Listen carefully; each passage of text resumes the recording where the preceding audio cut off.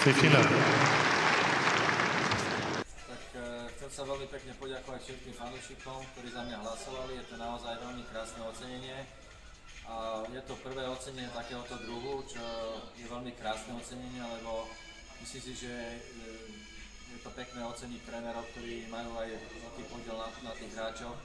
A želal by som si, aby to bolo aj do budúcna, samozrejme, aby fanúšici videli teda prácu tých trénerov a vlastne táto cena bola udeľovaná vlastne každý rok.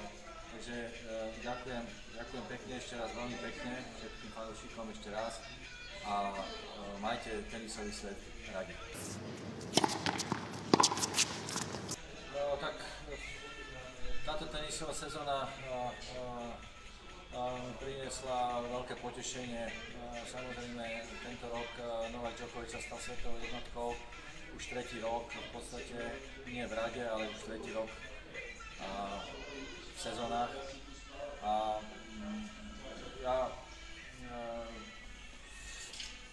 nebola to ľahká sezóna, samozrejme, keby sme to trošku rozčlenili, tak ten začiatok sezóny bol veľmi ťažký. Novak sa chytal až v priebehu vlastne marca, kde vyhral dva veľké turnaje tisíciek v Miami a v Indian Wells. Postupne prišla natoková sezóna, rozbiehal sa pomaly a vyhral turnaj v Ríme, dostal sa do finále Grand Slamu v Paríži, kde mu tento rok nevyšlo, takže bolo to také čiastkové sklamanie. Wimbledon vyšiel na očakávanie dobre, zvládol to na jednotku a posunul sa cieľu byť teda na konci roka byť svetovou jednotkou. Prišlo trošku ďalšie veľké také, ako sa hovorí, dole. Novak nezvládol sezónu na hardcourte a tam nevyšla a v podstate musel zapnúť na plné obrátky až na záver sezóny.